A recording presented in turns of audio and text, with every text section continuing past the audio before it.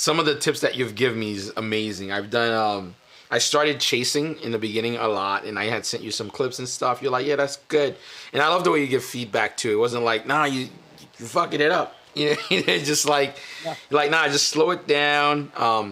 And at first, I didn't completely get it when you told me slow it down. I recorded myself, first person point of view and third person point of view, and I started seeing it, and I also started hearing it. That was one of the biggest things, because you can hear it when you're revving the bike out, and it's just like going, right?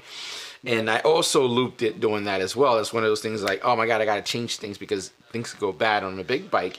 So I totally slow it down from when you told me. It's like, slow it down, and slowing it down does a lot of things. I'm gonna talk about this lightly anyway, because I like talking about wheelies, because it's like one of my new favorite thing now. So whatever. You soon realize it's a lot about the sound and clutching it. Right when I slow it down, I had some issues clutching it up, right? Just to like, not just balance point, just clutching it You're up. more inclined to be wobbly and everything because your start speed's slower.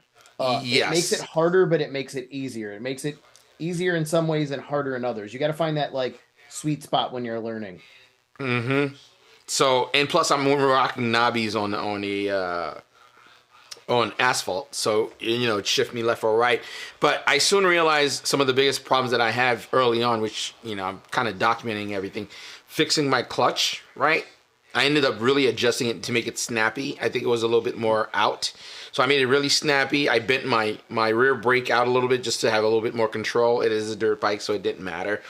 And I started going like real slow, but I still kind of struggled. That's when I kind of went to the 1 foot down. First I did it, freaked the shit out of me. I was like, oh my God, this is bad, because my foot kind of caught on the floor and kind of started spinning around.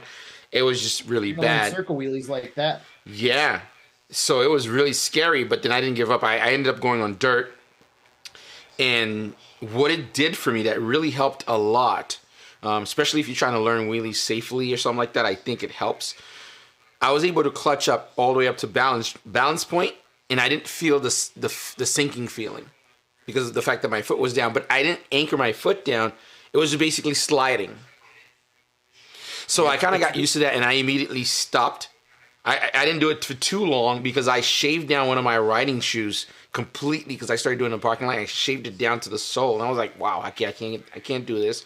And my good friend Downshift 83, he was like, start doing it with both your feet on, because you want to get used to the inertia of going instead of coming from standstill.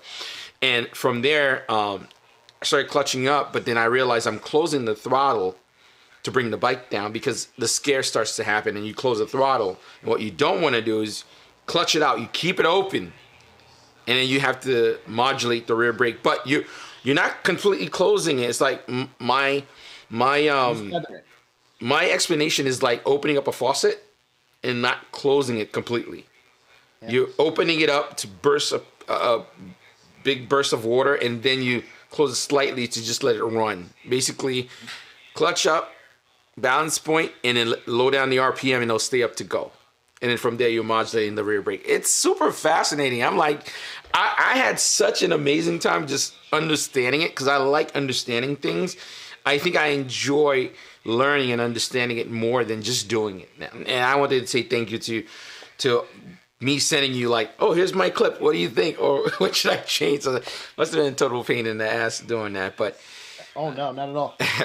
No, I love seeing people progress in anything, whether it's other people I'm friends with that are painters, or people riding wheelies, or my kid playing Legos, or him riding his dirt bike or his quad. Like I love seeing people learn new things and progress in life.